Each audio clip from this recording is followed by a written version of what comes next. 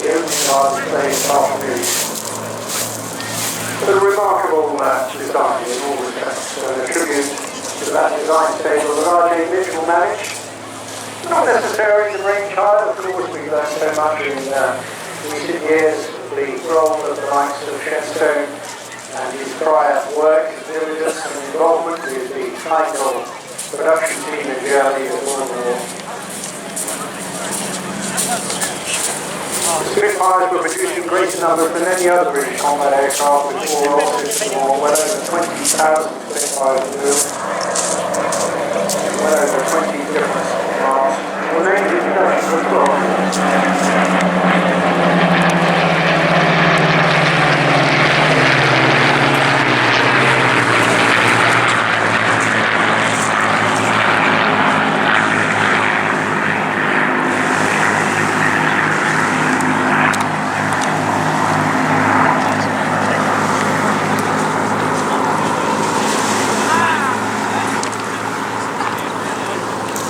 Spitfire fought in every operational theatre of the war and remained in Royal Air Force frontline service right up until 1954.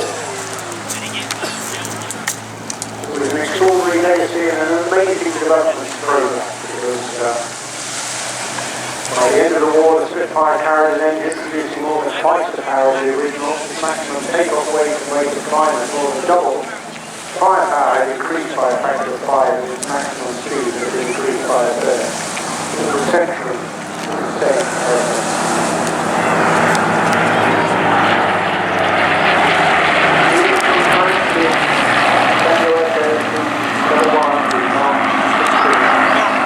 Aircraft built once again with possible taken on charge in June 1945.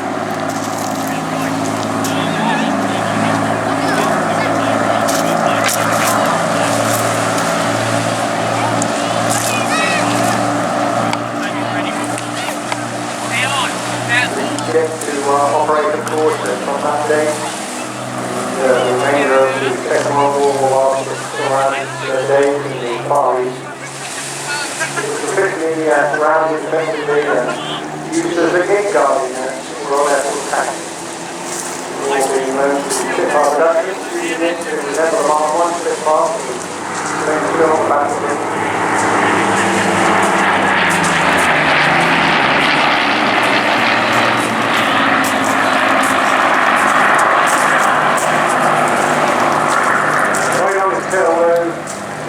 Andy Priest, the name who's been well known on the air display circuit for many years. Came before as the Royal Air Force tutor displayed pilot, doing wonderful things with the aircraft you saw with the power circuit. He had a great pedigree. Initially trained as a navigator before then going on to fly the Tornado. Spent many years now. And I think it will be a difficult transition for him when he eventually hands over the reins from his role as operations officer. Very much now one of the leading mentors of the warbird world, particularly for the Royal Air Force. The aircraft he flies today has flown 143 operational missions in a remarkable wartime almost 2 years of operation.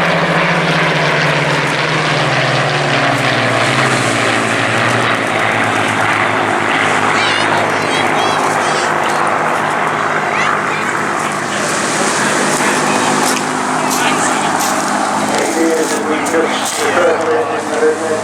It refers to 133 Squadron of the Intel in 1942 through 29 operations with this particular unit.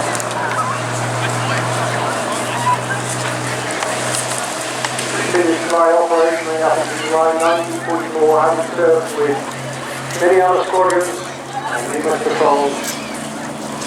Many of those over the D-Day invasion beaches on the 6th of June.